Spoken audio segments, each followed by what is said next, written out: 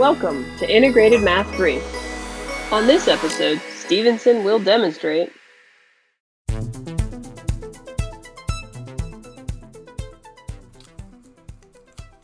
Let's look at another problem here where the domain is all real numbers.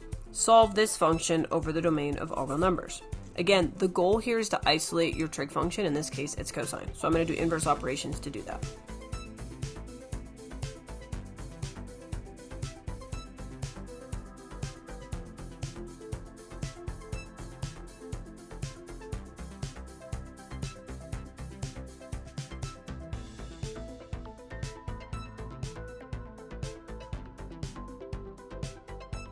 Alrighty, so I had to rationalize my denominator here, and then whenever you take a radical and you complete its root, like I did here with the radical 3, that's the point of rationalizing. The radical goes away. We had some simplification here. So we ended up with the cosine of x, of some angle, is negative root 3 over 2. Alright, so let's look at our cosine wave and get some ideas. Now, we're talking the all real number domain here. So my suggestion is focus on 0 to 2 pi. And then I'll show you how to modify it to show all real numbers for infinitely many answers here, okay? So let's start with 0 to 2 pi.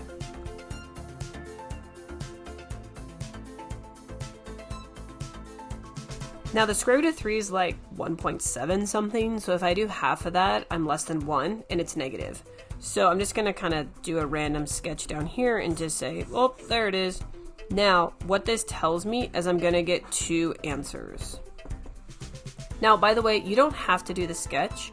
If you want to do the sketch to help you visualize, totally fine. Some of you may be comfortable enough to go straight to your unit circle, and that's okay too. Now, cosine is negative. So I can't have any answers in quadrants 1 and 2. So look at your unit circle. What angle will give you a negative root 3 over 2 as the cosine value? So one of the angles is 5 pi over 6. So that's going to be between pi over 2 and pi. So that's this. This is quadrant 3 right here. Okay. Now there's a second point between pi and 3 pi over 2. In other words, quadrant 3. What is that angle?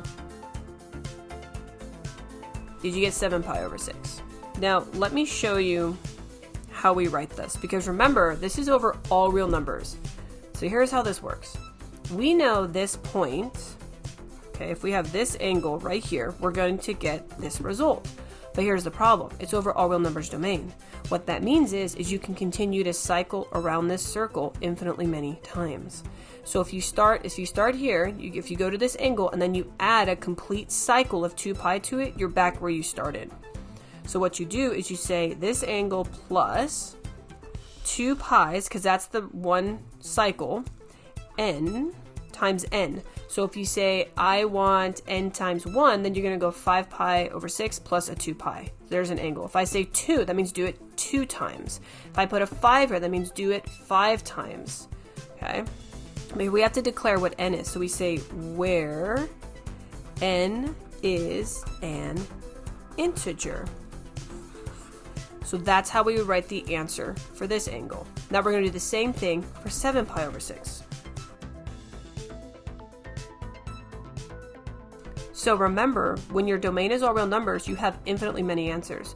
So you're still going to have a dedicated angle, but you have to add the cycles that it takes to repeat that angle over and over and over again.